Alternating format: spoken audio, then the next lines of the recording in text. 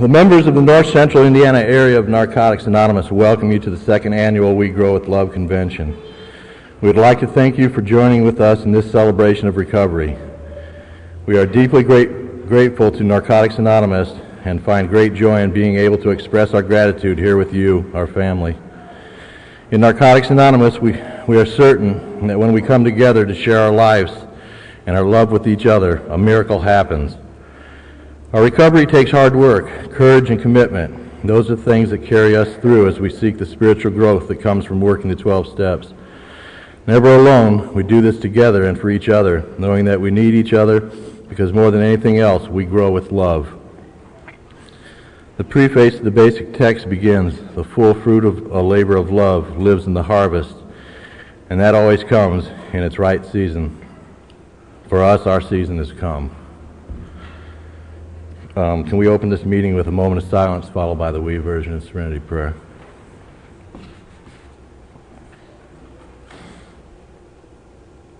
Thank you. God, grant us the serenity to accept the things we cannot change, the courage to change the things we can, and the wisdom to know the difference just for today.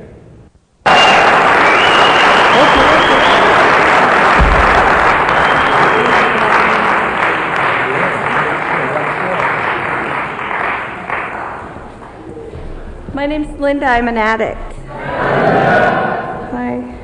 Where's the hands? There you go. Okay. I was at my first convention back in, listen to me, back in '86. And I can remember I had like 21 days clean, but I was telling everybody I had 23. It was real important, you know. And I can remember a lot about that convention. And I went with somebody that I knew who was in the program, had a year clean, and he was like, what do you call a conventioneer, you know? He would go from room to place to reservation or to registration and merchandising, and I just kind of followed him wherever he went. And in the middle of the hotel there was these two escalators, one went down, one went up, and there were stairs in between.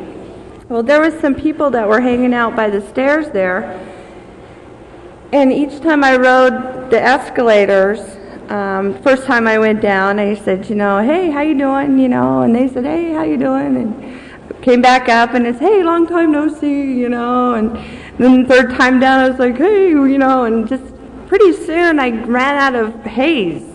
I couldn't really talk much because I didn't know what to say, and I began to feel that I was like on this float when you ride an escalator, so I started waving to them as I would ride the escalator. They would wave back. So they nicknamed me the Float Lady there at the convention, and come to find out those people have about the same clean time that I do, and they were just as scared as I was. And it's really funny, I go up to their area where they're from, and I'll go up to the podium and share, and you can see hands in the background going like this, you know, waving. And that's neat to be able to remember things, you know. But I was listening to Becky when she came up here and basically shared her gratitude with us. And sometimes it just amazes me what an impact Narcotics Anonymous has on society, and how many people there are that support us and we don't even know it. And I was sitting down there listening to her talk, and I was thinking it'd be really cool if she stood up here for half an hour, 45 minutes and shared so I could relax down there, because I am really nervous. Okay, well, there's not very many newcomers, or there isn't any that identified. So I don't know if identification is needed here, because we all kind of know how to use. But part of my using intertwines with getting clean, so you will hear a little bit about that. I want to first share with you some things that I brought from California, a tape of Jimmy Kinnon talking about the history of Narcotics Anonymous. And Betty was supposed to be here this weekend, but she couldn't make it. It's really funny. Betty and I have become very good friends, and she pisses me off sometimes, you know, because when somebody calls her and asks her to speak somewhere, and if she's not capable of doing so, she gives them my number. And vice versa, we kind of go back and forth. And usually what we do is if somebody asks me to go share somewhere, I'll drag her with me, and vice versa, you know, she'll drag me. But I'm sad that she wasn't able to make this trip. But I did bring some things that she wanted you to see. Her and I went through some of Jimmy Kinnon's personal belongings, and in going through his writings, it was amazing how he would just sit down and write, and what he would put on paper is pretty much what ended up in the book. I know when I sit down to write a poem or an article or something, even a letter to write somebody, I usually rewrite the thing before I send it, because it's got so many corrections, and I change my mind so much. But I brought that with me, and I also brought a picture of Jimmy K too, if anybody doesn't know what he looks like. I'll pass that around if you guys want to look at it.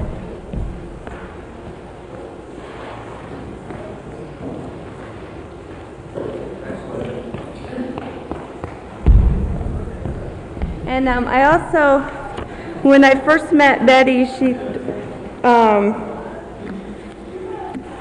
I was, 60 days clean, and I was in a relationship, a very intense one. I think the reason why they say don't get in a relationship within your first year is to protect the people with time.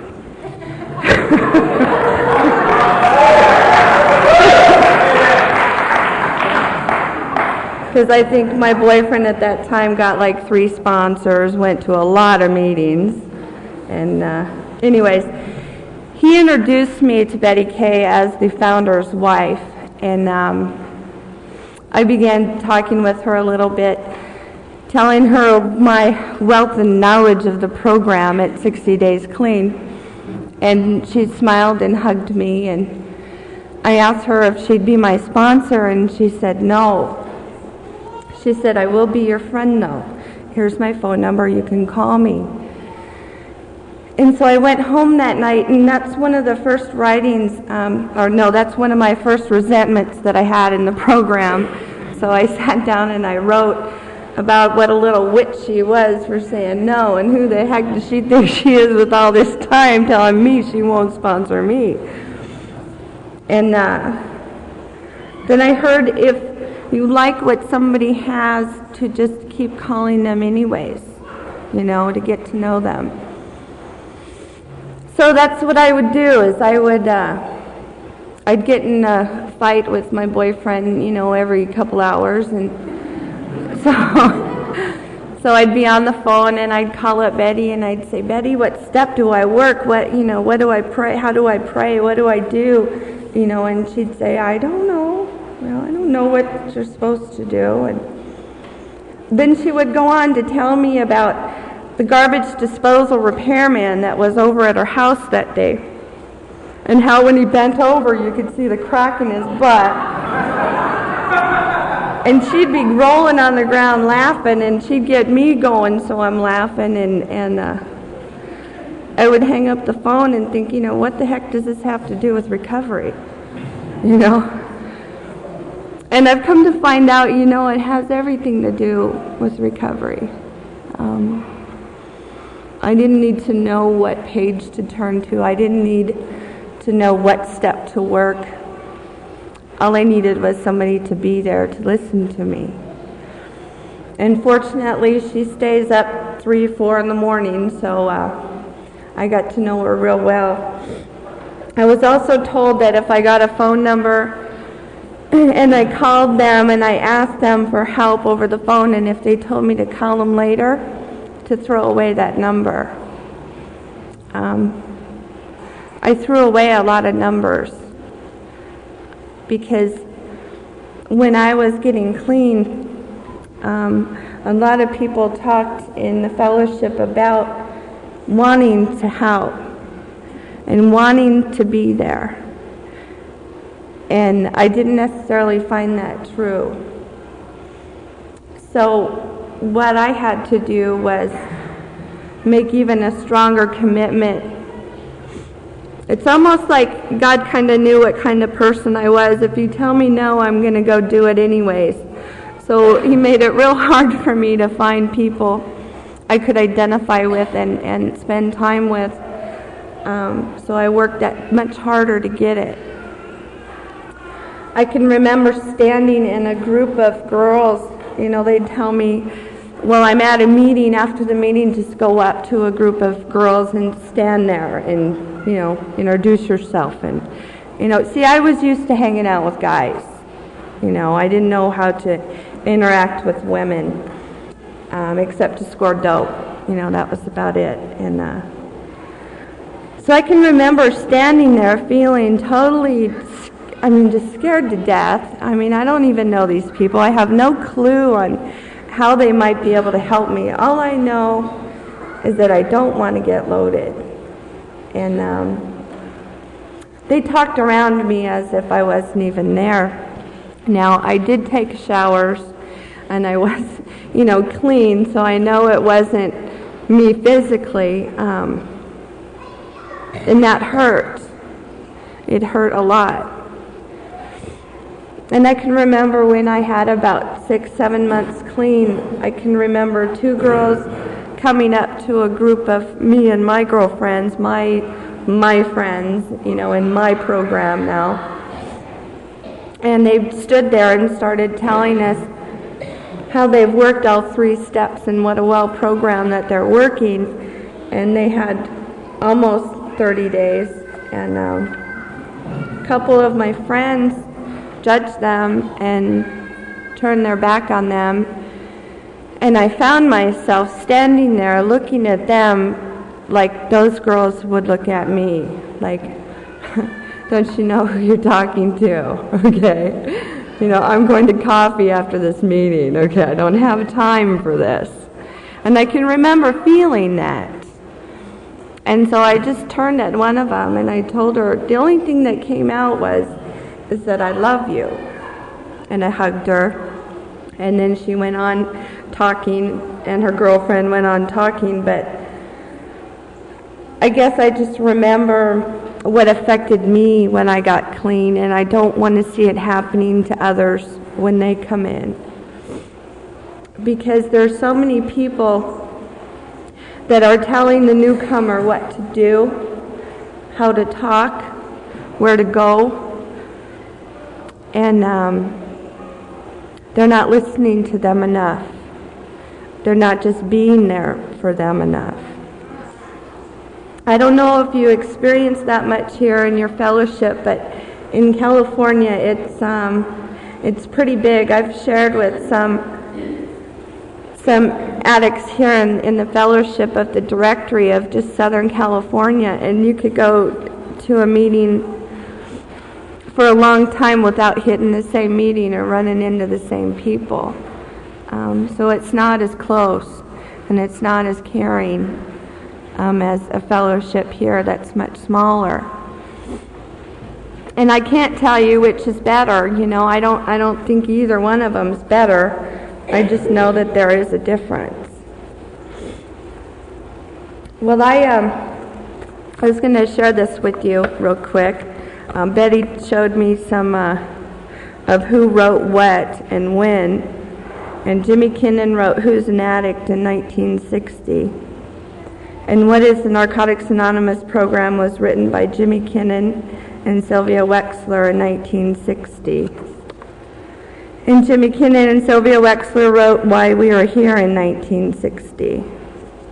Jimmy Kinnan wrote the words before and after the steps on how it works in 1960. And Jimmy Kinnan wrote What Can I Do? And the 12 traditions of NA were first accepted in 1953, then reestablished in 1960 as guides. In 1960, Jimmy wrote Recovery and Relapse. And he also wrote We Do Recover in 1961. Then Betty has a story in here called Fearful Mother. And I swear if you read this story of hers, after you meet her, she writes exactly like she talks, kind of in circles. I'm sorry, Betty, if you're listening, but I was cracking up one night when I was reading that because I could hear her just going on about her story. Well, anyways, tell you a little bit about myself.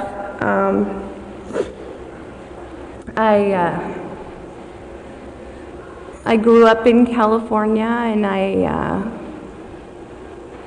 ran away from home at 17. My father died when I was 3. My grandmother moved in with my mom and my brother and my sister and myself after he passed away. And there was always lots of love and hugs and concern in the family. The only time I got beaten at an early age is when I did something wrong, like a spanking.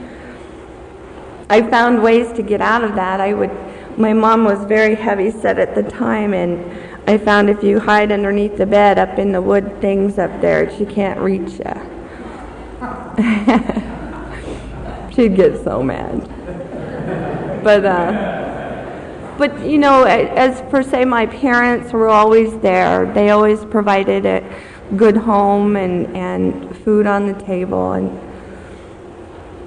so I don't know if much of that attributes to me being an addict.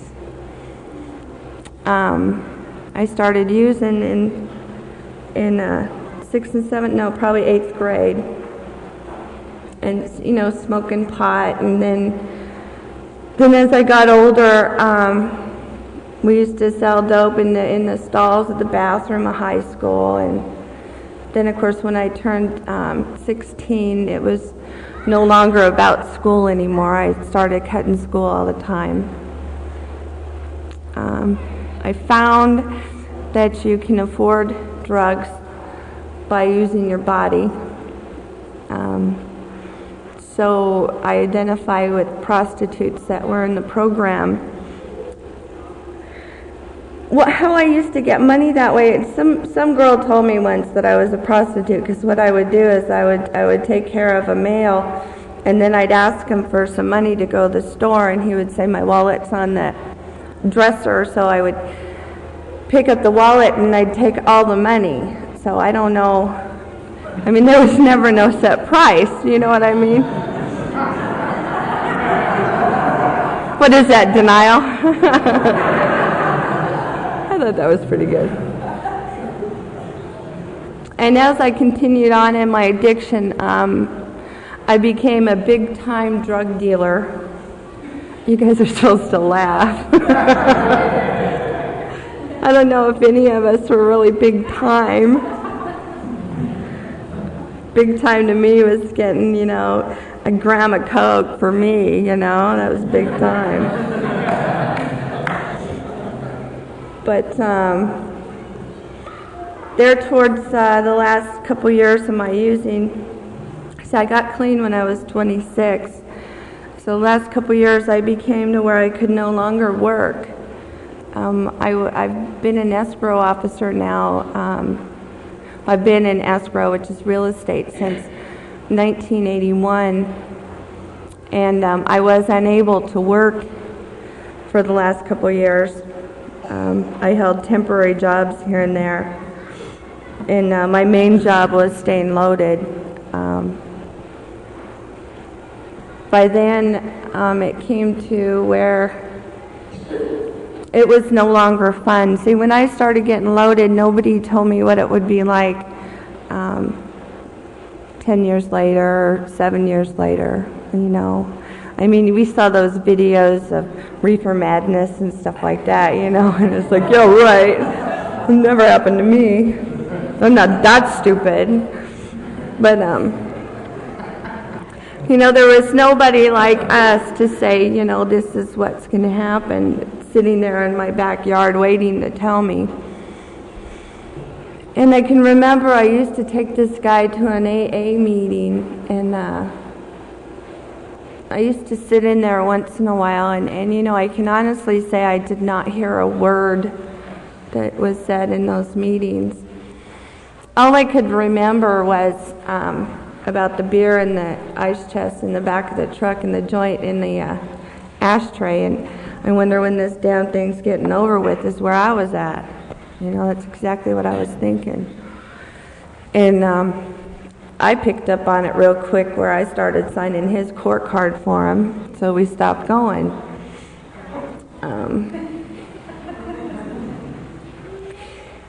Then it came a point where it was no longer about using out in the world. It came to a point where I was using strictly in my room and in the bathroom.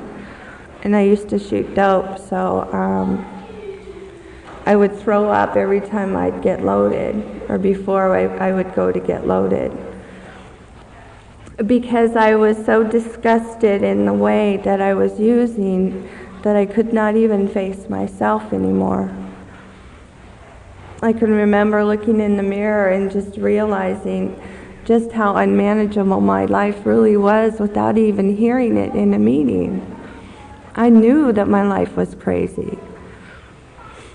I used to have times where I would sit to myself and I would try and convince myself that there is some reason for existence in life. There has to be. There's got to be a reason. And then, of course, 5 minutes later, I'd be in the bathroom slamming dope, but I can remember those moments. And it turned out that this guy that I ended up being 13th step by in this program came down from up north, and he ended up at my place because a lot of his friends that he used to use with were now my friends that I was using with. And he was a smuggler and a manufacturer, and I knew all about his track record, and I just thought that I had struck gold when I saw him sitting on my couch. I said, this is it. This is him. And I strapped my legs around him, and I told him, you know, baby, let's go party, you know. And he said, I don't party. I said, okay, well, here, smoke a joint. And he goes, no, I don't get loaded. And I thought, God, this is heaven, man, a drug dealer who doesn't get loaded. I said, this is great, you know, this is my kind of guy. And needless to say, he hung out. He says now that he knew that I had hit bottom and that I was ready to break at any moment. But to be real honest, you know, I think he just says that. So I don't think any of us know when any of us are ready. But he did hang out, and he would come over about 11:30 at night, maybe 12, and stay the night. And then he would leave. He would stay the next day and leave about 6. You know, then he'd come back at 11. And I figured that he was like going to some work farm or something, you know, to stay out of jail. I had no idea that he was choosing not to get loaded. And I was the kind of person, or the kind of addict, that I didn't ask very many questions about what was going on with you, because if I knew something that could get you and I in trouble, then I didn't want to get busted and be the narc, you know, because I knew what they did to narcs. So I didn't ask much. Needless to say, I came home once and my roommate had kicked me out. She moved me out and moved someone else in before I even knew it. I had spent all the rent money a couple months in a row, and I was pretty much a slob, so. And had lied to her. Well, you know all this stuff that goes along with that, but she booted me out, you know, an addict booting an addict out. That's funny, you know. He was just as bad as I was.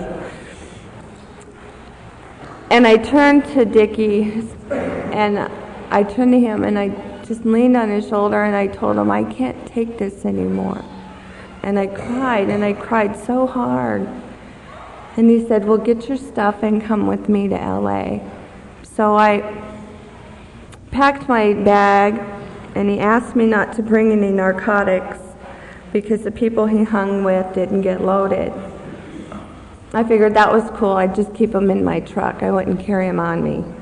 And when I was crying on his shoulder, what I was saying I couldn't do anymore is being kicked out one more time. But what he thought I meant was that I couldn't get loaded anymore. So there was definitely a lack of communication there, which led me right straight into the doors of NA. Because when he brought me to my first meeting, I was loaded, and I can remember people sharing about the pain behind addiction and how miserable it was. And I wanted to raise my hand and say, you guys are using the wrong drugs, okay? And they sat there, and they asked me to read the 12 traditions. And I don't know if you know, but escrow person reads for a living, and that supposedly was my profession. And as I was trying to muddle through the 12 traditions, I could barely pronounce the words on that piece of paper. And that was my first moment of that I was in a place that I was not like, I didn't feel like I was capable of being a human at that time because I couldn't even pronounce words. And this gentleman shared, it was half participation and half speaker meeting, and he shared about how he owned a jean manufacturing company and the coffee table long lines and the Dom Perignon and the money and the helicopters, and I thought that, you know, I'd arrived, you know, this is the place, I love this place. And then he started talking about losing it all. And then he began to share about recovery. And I heard it loud and clear. For the first time in my life, I felt that somebody else knew exactly how I felt. And that is that I wanted to live in a world with love and care and compassion and life, you know. And I felt it for like a second, you know. I felt that light just touch me. And after the meeting, I went up to this guy standing at like in a corner. He was like a biker guy. He had long hair and a leather jacket on. And I asked him for an outfit, and he said, keep coming back. And I said, what time? I said, should I go and come back, or should I meet you down the street? And he kind of just patted me on the back and walked away. But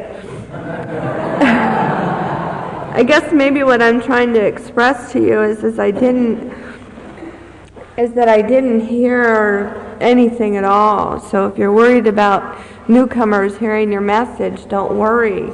They probably aren't, but at least they're there, you know. And it gave me just that moment of truth, that I thought just maybe there is another way to live.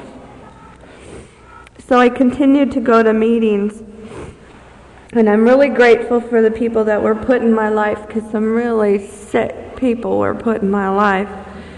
And it just made me feel so like I was belonged somewhere, you know. I mean, they were talking about which vein they used and how they used and where they went and how they did it, and I just fit right in, you know. I mean, these were clean addicts, you know, and I don't know if they were just really, really sick or they were doing that for me. I don't know, but it worked, you know.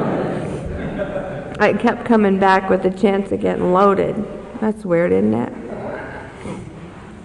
So anyways, I continued to go to meetings, and I got my first newcomer chip, and it seemed like those first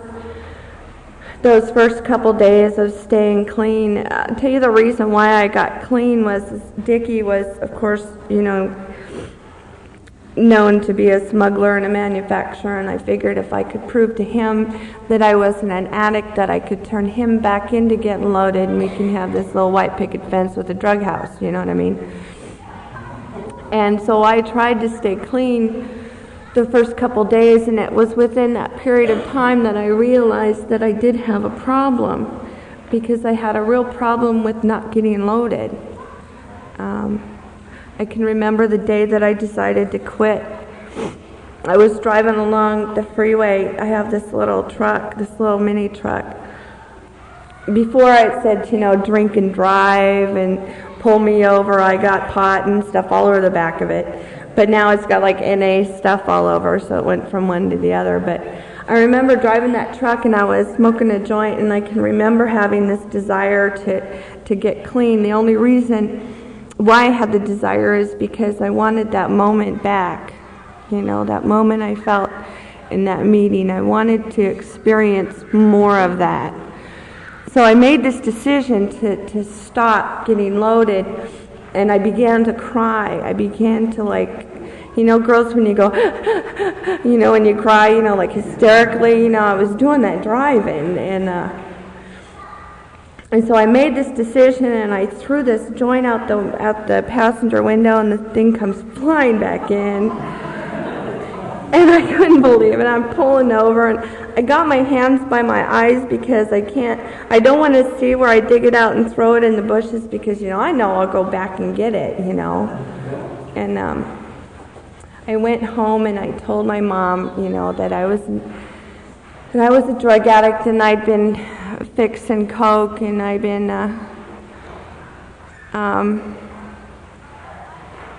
you know, doing the whole 9 yards, and she told me it'd be okay, and I told my grandma same thing, and they said it would be okay, and that's when I ended up kind of making that commitment. But took my mom about 30 days to figure out that fixing didn't mean baking a cake, and an outfit wasn't something you wear. And so when she found that out, she sat me right down, and she says, we're going to get you the best doctors, and we're going to put you in the best hospital, and we're going to cure you of this thing you have.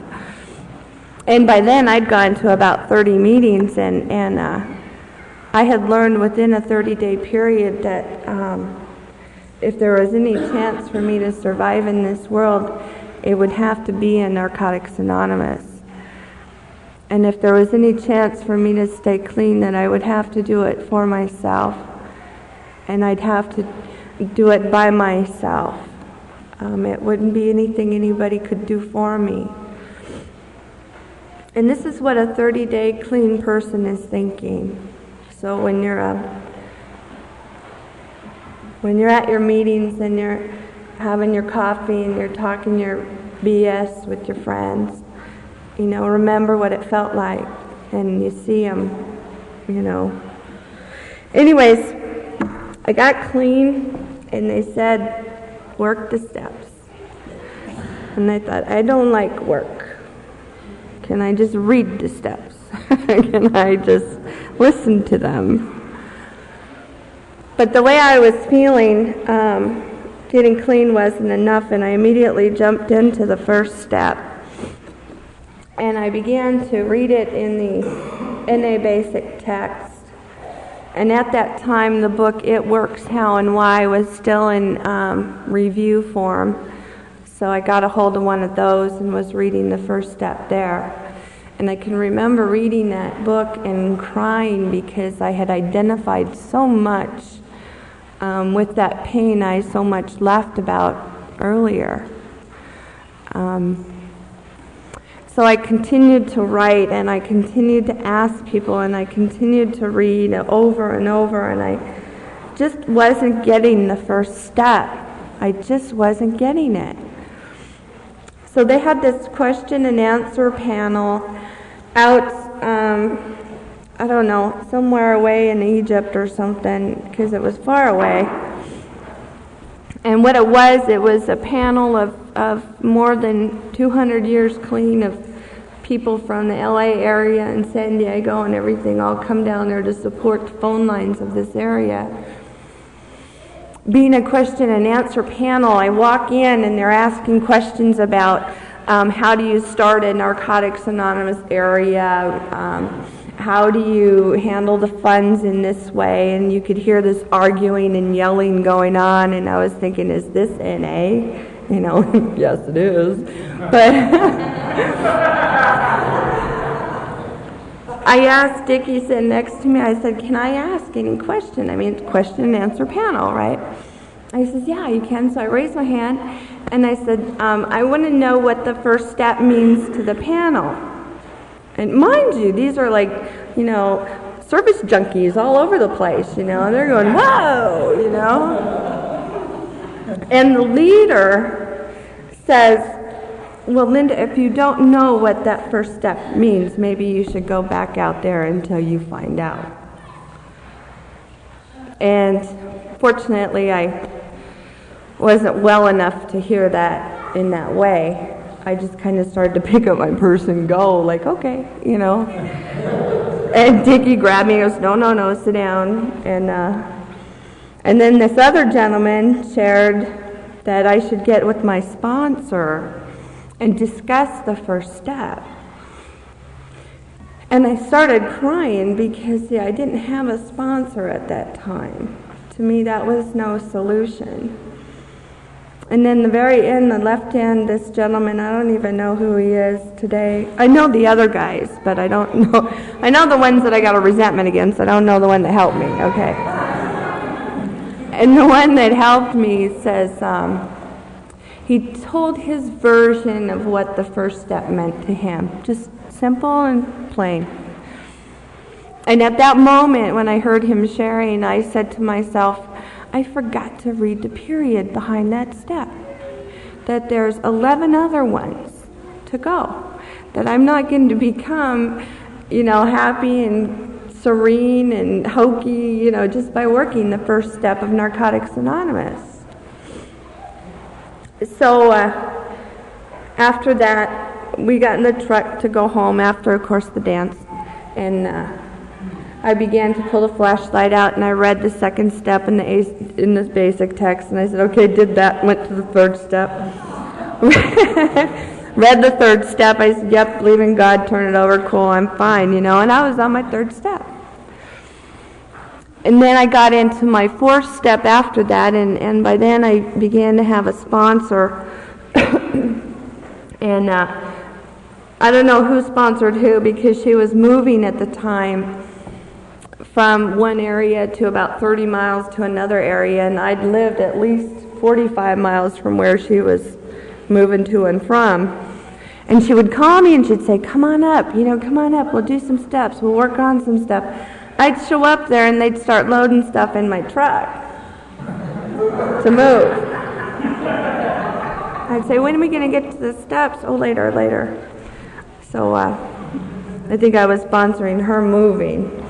But it took me 2 weekends to figure out, that she was not actually helping me with my steps. What she had told me to do while we were moving was to write down every relationship that I'd ever been in. And I don't think she had any idea of how many relationships I'd had been in, because that would be like one of those Webster Big Dictionary type books, I'm not bragging, it's just, that's the way it is. That's the way it was. And so So I can remember having these piles of papers in my hand, and I can remember, shaking with them, because this was every bad thing I'd ever done, Because anytime I did anything with anybody, it was with the man, so this was like my whole life right here. And I said, so you ready to do the 5th step? And she says, no, we have to start on the 4th step. You need to write about every relationship that you've ever been in. And I thought to myself, this woman doesn't even remember what she told me to do. So I said, fine, thank you, and I got out of the car and I took my stuff home, and for some reason I felt that I was not complete with this. This 4th step would have been like a really good book that you see at the grocery stores, So I knew it wasn't what it was supposed to be. I mean, that's not the kind of thing that I heard people talking about their 4th step. So what I did was I looked for the NA 4-step guide that was still in review form, and got a hold of that, and I found myself working that 4th step with this guide without a sponsor, and I kept looking up more words in the dictionary and what they meant than I did writing, because I was not well educated. So I called someone in the program who I heard shared at one time. She had 4 years clean. And I called her up and I told her that I was having a hard time writing a 4th step. And what she did for me is she sat on the phone for about 2 hours and she taught me a formula of how to write. The first column, it would be like who you're upset with or angry with. The second column would be what they did to you or what it did to you. The third column is how this affected me in 5 different areas.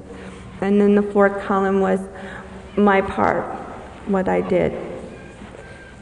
And she pulled out her old inventory and read with me what she did, so that when I wrote mine, I didn't sound so stupid, because hers was stupid, So it made it okay, Now, since I've been clean, I've heard of many ways to work the 4th step.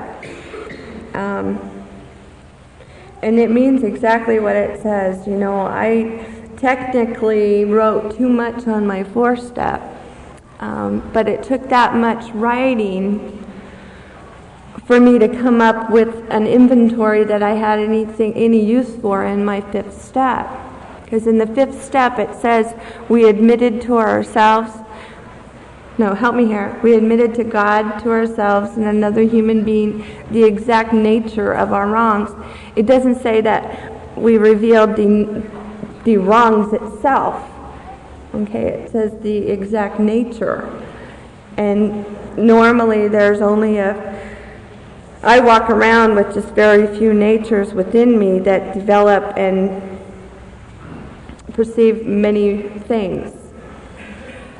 And my nature at that time was fear. It was a very selfish nature. It was a very self-serving nature. So as a result of that nature, this is what I did. So the person that I decided to do my 5th step with was Dickie. That poor guy, I'm surprised he didn't get loaded. You know what I mean? I swear. But I did my 5th step with him, and I made him sit there, and he listened to, 50, 60 pages of just rattling on and on and on about the same thing over and over, And he was very supportive, and he just sat there and listened. And just a few weeks later after that, I felt like getting loaded so bad that, I got to tell you, since I had been clean, I wanted to get loaded every day just as much as I did when I was getting loaded. So the obsession to use didn't leave me for about 2 years. And many people shied away from that because they felt I didn't pray hard enough, or I didn't go to the right meetings, or I didn't have the right sponsor, or I wasn't working a good program. It's my fault that I feel like getting loaded. And So what happened was is that was a really strong obsession, and by then I had known enough people in the program, and I still had my phone numbers from my past, so I decided I was going to get loaded. After I decided that I was going to get loaded with, the hard part was trying to figure out who to get loaded with. Because the people that I used to get loaded with were really assholes. But the people in the program were really cool. So I was thinking if I could get someone in the program to go get loaded with me, I'd have a good time. Well, I couldn't think of anybody that would want to do that. So I went to sleep, and by the time I woke up, it had passed. And I've had a lot of close calls since I've been clean. I do not underestimate the power of the disease we share. I am very humble when many times when I see and I feel just the powerfulness of our disease. And I'm really grateful that the word God is in our steps. I'm just grateful because that's how I grew up with, and I identify with that. And I'm glad that it is a spiritual program. I don't know if many of us would be alive today if it wasn't.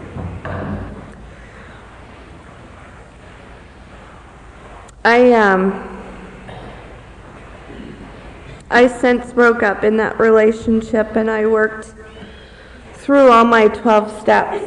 And it wasn't until I had about 6 years clean that I actually got a sponsor that I could point in a meeting and go, that's my sponsor.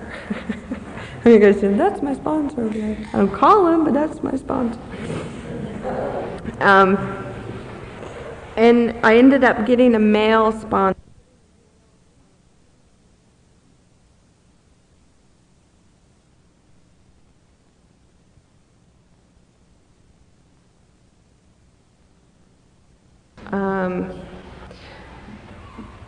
I don't know why. I could stand up here and tell you why I think I did, okay, but the only thing I could come up with is I felt comfortable around him, and that he believed in my recovery, and he didn't want to get in my pants. I mean, those were like just 3 vital things that I needed to have in a sponsor. And I told Betty that the other day that, that it wasn't until I had 6 years clean that I got a sponsor. And she told me, no way. She said, she's been my sponsor all along. And I'm thinking to myself, I've been walking around thinking I'm sponsorless, and she's been my sponsor, Thank you for sharing it now. You could have told me earlier.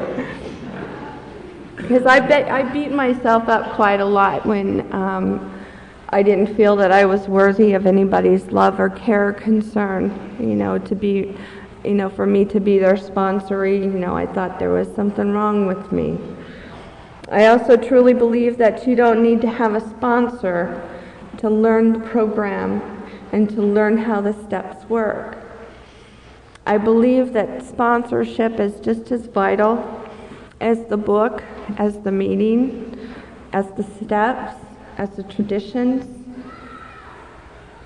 the fellowshipping of the program. All these are vital parts of growth in NA, and I don't think anyone is more important than the other. And at times we will have more of one than the other, and that's okay, because we still can stay clean. I mean, God, if we could stay clean through deaths in the family and losing jobs and losing our homes and losing friends, we can sure stay clean without a sponsor for a little while. I still yet haven't figured out what a sponsor is. There's literature that says what a sponsor is, but I think there's many hidden meanings behind what sponsorship is. And I think the important thing is to fulfill your need for your growth in your program, in whatever you choose to have in your program. I spent a lot of time studying spiritual aspects of religions and other areas, especially the time around 9 months when it came for me to begin working that 11th step. I would hear people in meetings talk about how God did this for them and God did that. And I would think to myself, well, I want that phone number, It's almost like they were talking like as if God was our neighbor, And I didn't feel that close to a higher power. So someone told me to read in this book about how this other member viewed God and how he felt about him. And what it says in this book is that he feels like God is like a father figure, to where if the son robs a liquor store, kicks a cat or something, the father would still love the son, maybe not necessarily like what he did, but still loves him. And I could not identify with that because I have not had a father in my life. So I don't know what that love is. So by then I was devastated because we're talking about a couple-week process, and for any of us, a couple weeks in an issue is devastating. And I walked out to my porch and I said, okay, if there be a God, burn a bush, blow out a light bulb, do something, and nothing happened. So at that time, I'd gotten busted on driving on a suspended driver's license, and I promised the police officer I wouldn't drive anymore. So by then, people were picking me up to take me to meetings and work and so on. So these girls picked me up, and one more time I share about my dilemma, about how I don't feel that there's a God working in my life or one that I can call on. And they tried very wholeheartedly to share with me their God, but it just wasn't getting to me. I couldn't feel it. So one more time I show up in a meeting and I cry in a meeting and I share with them my dilemma and where I'm at.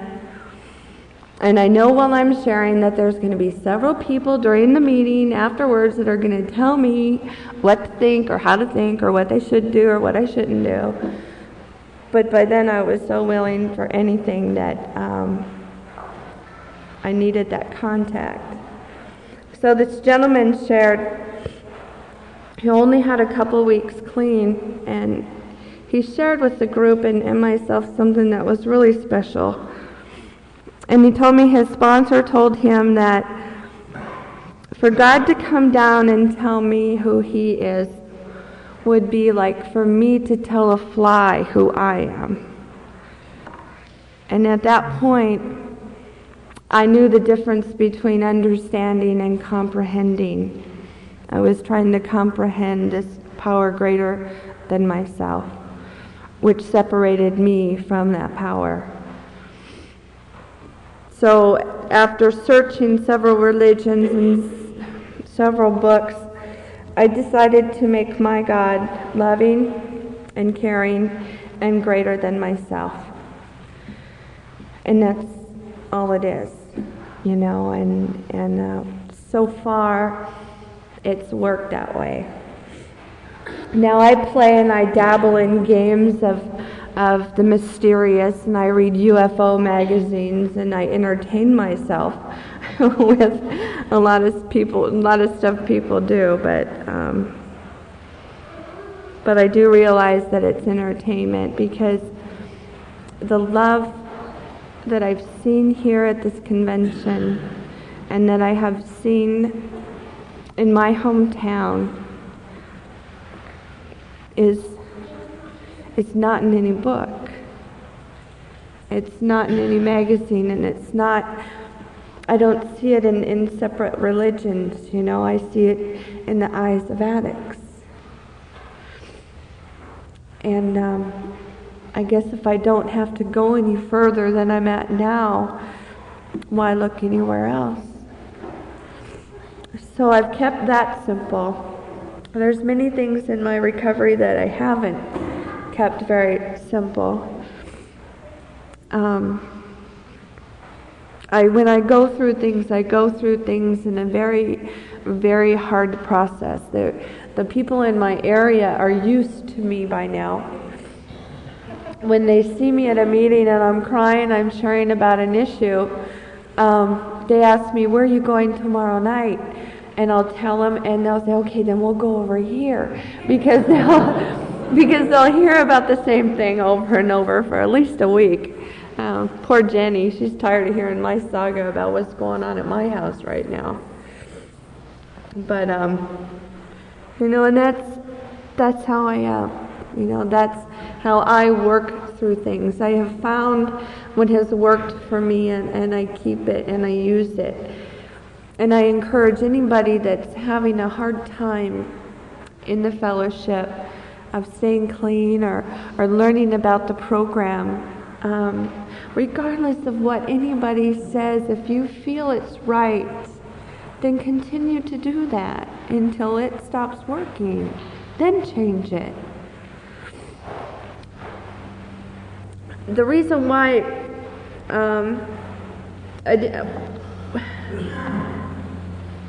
I've read these steps so much that sometimes they make me sick. I've tried to make more out of them than they really are.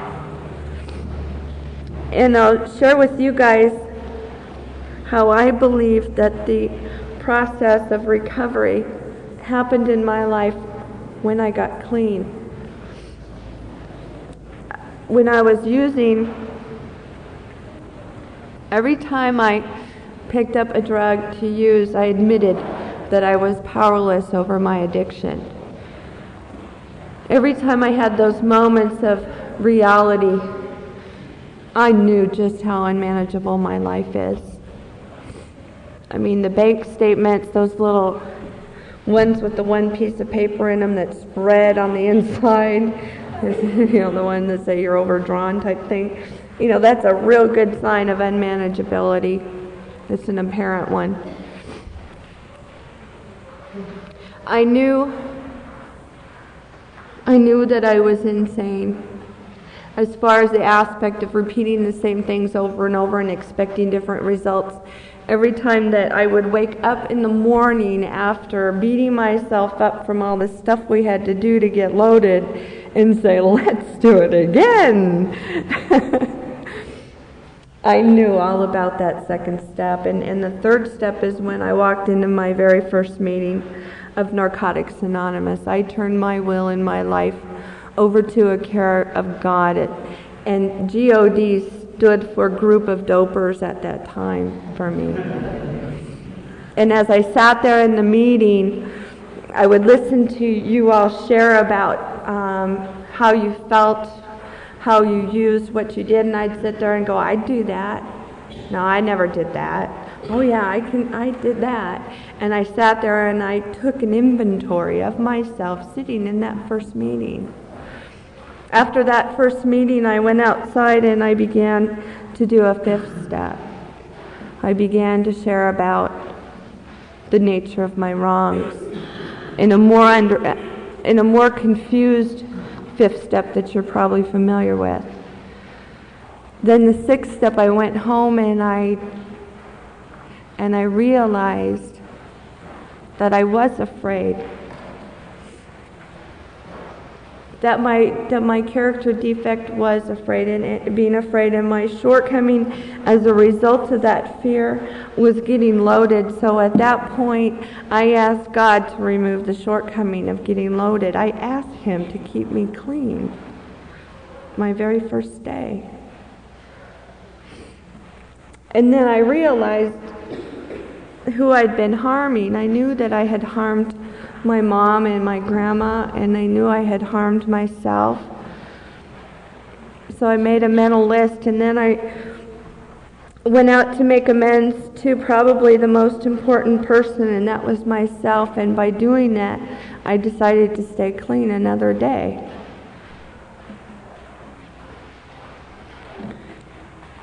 And then I continued to take my inventory as the days went on, and I would admit when I was wrong. I'd be sitting there sharing at coffee after work, and I would start telling one of those big lies we like to tell. And then I'd catch myself and I'd say, no, no, no, no, that didn't really happen. And that's the 10th step. But then the 11th step, at night I would pray and I would thank God for keeping me alive that day and getting through staying clean. And then I'd turn around and I'd be 2 weeks clean, man, sitting outside of some meeting, talking to somebody that's asking where the meeting is because it's their first time, and I'm telling them to come on in. This is a great place. You can rest here. You don't have to be afraid. And I truly believe that to a point or to an extent, that you have to work all 12 steps in order to stay around here at any given day. And I guess I had to believe that for myself because I don't like to be a failure and I don't like to not be good at what I do. And there's so many people that tell you how you have to get so involved and so particular in how you work these steps or what they're supposed to mean that I found that keeping it more simple helps me. Well, it's dance time. And this is the first time I've spoke without at least half the people getting up and walking out. Because some people get really pissed when I talk about getting loaded. I love it. Anyways. Well, you know all about me. I've been going through some stuff since I've been here. It's been really hard for me to stay here. I don't work my first step real well. I have a hard time with realizing and becoming aware of just how powerless I am. And when it slaps me in the face, I feel that desperation that I felt when I was new. And I've been walking around here all weekend feeling like I'm new. And I want to extend my gratitude to those who have helped me since I've been here. And by the way that I want to do that is anyone with less than 30 days, I need to talk to you after the meeting. It's the only way I've known to get out of what's going on in my life and how to enjoy life while it's in such chaos is by helping another addict.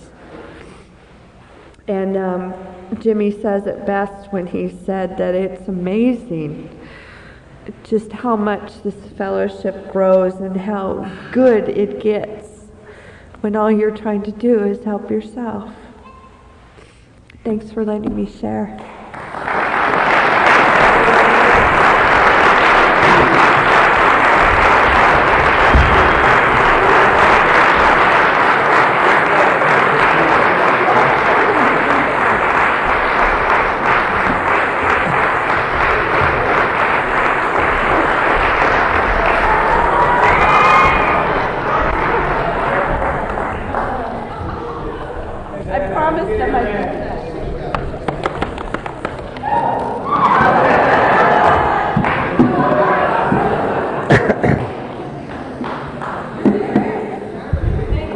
Thank you. That was kid stuff. Just a couple quick announcements. I got them. I forgot them last time. The pop over there tonight will be 50 cents. Last night we did it for free and we're poor, so if you get pop tonight it's like 50 cents a pop. We're going to have an auction at like 10:30 over there, and we're going to close with a circle. And a special addict, Patio from Chicago, is going to sing a song for us instead of a prayer.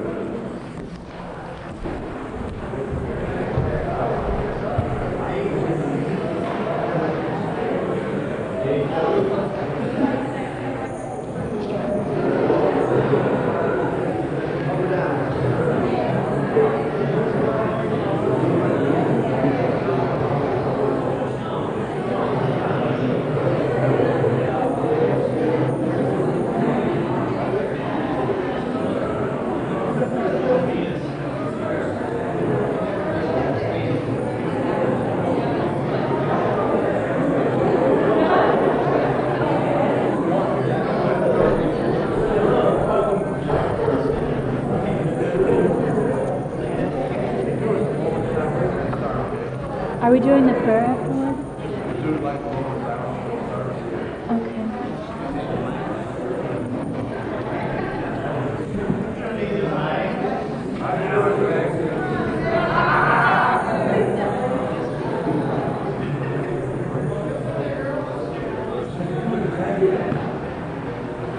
Hi, my name is Patty and I'm an addict. Hi, I'd like to thank Mark for asking me to sing again. I was lucky to be a part of this convention for the first time last year and to be able to come here again this year. And I met a lot of special people that I bonded with and have become really good friends with, and they're here today, and it's a really special feeling for me. And can we have a moment of silence for the addict who still suffers?